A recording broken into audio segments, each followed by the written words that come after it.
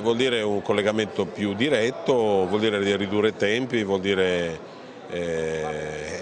fare in modo che la decisione importante per l'urbanistica sia più vicina al cittadino. Ecco.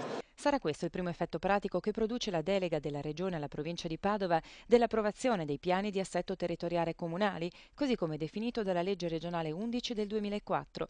Dopo anni di lavoro condiviso in materia urbanistica e nell'ambito di una riforma federalista, sarà la provincia di Padova la prima ad erogare direttamente i servizi in materia urbanistica ai cittadini, con tempi più rapidi e conoscenza del territorio di propria competenza, seguita nei prossimi mesi dalle altre province venete.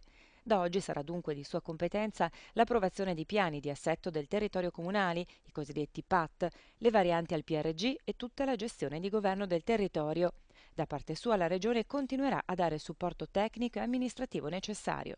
Ma c'è una grande collaborazione con le amministrazioni locali, c'è sempre stata, infatti le amministrazioni locali si sono aggregate fra di loro per temi, approvando nella stragrande maggioranza dei casi i patti e quindi significa un sistema urbanistico condiviso fra i comuni.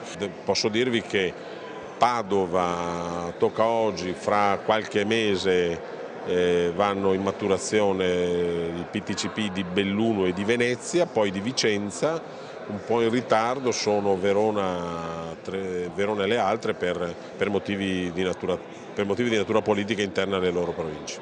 Il primato di Padova arriva grazie all'adozione nel 2006 del piano territoriale di coordinamento provinciale, seguito dalla copianificazione dei piani di assetto del territorio intercomunali, cosiddetti PATI, assieme ai comuni padovani. Da qui un vero e proprio modello di collaborazione tra comuni, provincia e regione in materia di pianificazione urbanistica, uno dei pochi in Italia che risponde alle vere esigenze e autonomie comunali in un'ottica di decentramento dei poteri e delle competenze.